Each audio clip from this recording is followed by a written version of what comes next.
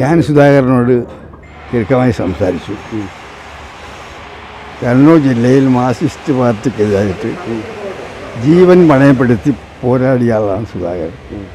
അതുകൊണ്ട് ഒരിക്കലൊരു മൂന്നാമത് ഭരണം അവർക്കുണ്ടാകാനുള്ള സാഹചര്യം ഉണ്ടായിരുന്നു. എന്ത് പ്രയാസം ഉണ്ടെങ്കിലും പാർട്ടിയുടെ തീരുമാനം അനുസരിക്കണം എന്ന് ഞാൻ അദ്ദേഹത്തോട് അഭ്യർത്ഥിച്ചിട്ടുണ്ട്. അദ്ദേഹത്തിന് സീറ്റ് കിട്ടുമോ കണ്ണൂർ തന്നെ? ഞാൻ പറഞ്ഞാലല്ലേ ഞാൻ പറഞ്ഞത്, എന്ത് പ്രയാസമുണ്ടെങ്കിലും അവിടെ ജീവൻ പണയപ്പെടുത്തി മാർക്സിസ്റ്റ് പാർട്ടിക്കെതിരായി പോരാടിയ സുധാകരൻ ഒരു മൂന്നാം മാർക്സിസ്റ്റ് ഭരണം ഉണ്ടാകാതിരിക്കാൻ എന്തൊക്കെ പ്രയാസമുണ്ടെങ്കിലും അത് സഹിച്ചുകൊണ്ട് പാർട്ടി നിലനിൽക്കുന്ന തീരുമാനത്തിൻ്റെ കൂടെ നിൽക്കണമെന്നാണ് ഞാൻ അഭ്യർത്ഥിച്ചത്. എൻ്റെ ഉത്തരം ഞാൻ പറഞ്ഞു.